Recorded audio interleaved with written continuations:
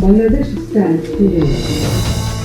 ঠিক 2 বছর পর প্রকাশ্যে আসছেন বাংলাদেশের ক্ষমতাচ্যুত সাবেক প্রধানমন্ত্রী শেখ হাসিনা।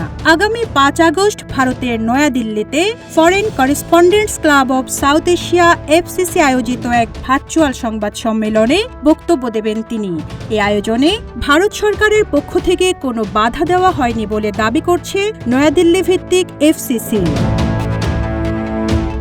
FCCর সাউথ এশিয়ার সভাপতি ডক্টর ওয়ায়েল আওয়াদ ডেইলি ওয়াদাকে জানান, মত প্রকাশের স্বাধীনতা ও উন্মুক্ত সংলাপের নীতির অংশ হিসেবেই শেখ হাসিনাকে বক্তব্য দেওয়ার সুযোগ দেওয়া হচ্ছে।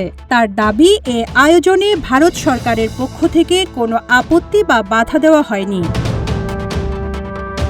ডক্টর ওয়ায়েল আওয়াদ আরও বলেন, আমরা কোনো রাজনৈতিক দল বা এজেন্ডার সমর্থন করি না। আমরা শুধু তথ্যভিত্তিক আলোচনার জন্য একটি প্ল্যাটফর্ম দেই। গত 19 জানুয়ারি থেকে বাংলাদেশের হাইকমিশনারকেও একাধিকবার FCCতে বক্তব্য দিতে এবং সাংবাদিকদের মুখোমুখি হওয়ার আমন্ত্রণ জানানো হলেও তিনি সাড়া দেননি। ইন্ডিয়া টুডের এক প্রতিবেদনে নিশ্চিত করা হয়েছে, নয়াদিল্লির মথুরা রোডের স্যার মার্ক টালি অডিটোরিয়ামে আগামী 5 আগস্ট সন্ধ্যা 6টা থেকে 7:30 পর্যন্ত এই সেশন আয়োজিত হবে এবং এতে বিশ্বজুড়ে সাংবাদিকদের প্রশ্ন করার সুযোগ থাকবে। তবে সরাসরি উপস্থিত না হয়ে কেবল অডিওর মাধ্যমে যুক্ত থাকবেন শেখ হাসিনা।